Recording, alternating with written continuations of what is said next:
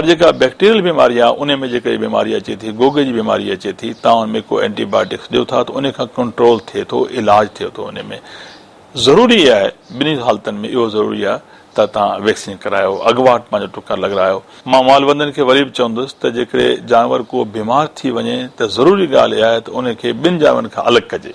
इहा पहिरीं तमामु ज़रूरी ॻाल्हि आहे त जीअं हू जानवर ॿिए जानवर सां कॉन्टेक्ट में न अचे, मिले न। जेकॾहिं हू हुन सां मिलंदो, इन जो मतिलबु इहो आहे त हुन सां उहा बीमारी ॿिए जानवर खे बि लॻंदी।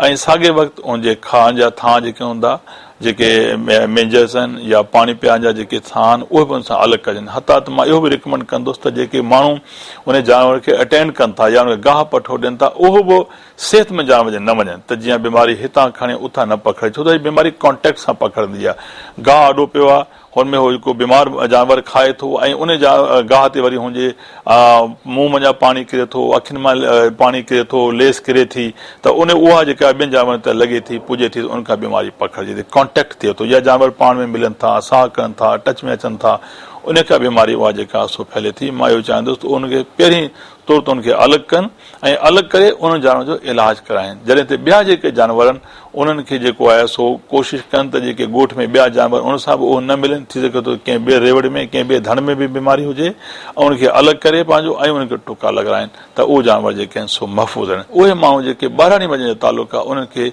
जेतिरी उहे महिनत कनि था, शायदि जानवरनि जी उते उनखे क़ीमत कोन थी मिले। ॿाहिरियां मुल्क या तरक़ी याफ़्ता जेके मुल्क आहिनि, हुते जीअं मां पोएं साल मां न्यूज़ीलैंड वियुसि, मां हुते क्राइस्ट चर्च शहर में ॾिसी आयुसि त मार्केटिंग जानवर जी कहिड़े नमूने त थिए थी।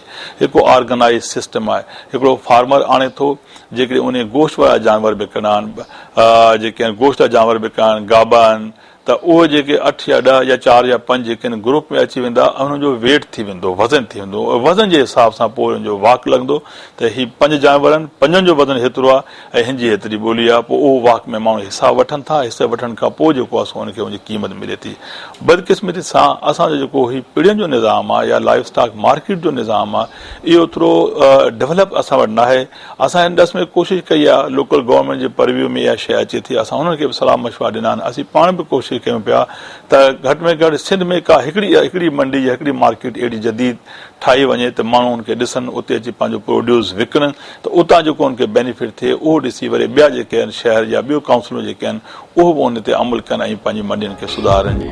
इन समूरी कथा जो नतीजो इहो निकिरे थो त असांखे चौपाई माल मां मुनासिब पैदावार वठण लाइ उन्हनि जी जदीद बुनियादनि ते पालना करणी पवंदी। उन सां ई असांजे भाॻे तोड़े सिंध जो रोशन मुस्तक़बिल सलाहियल आहे।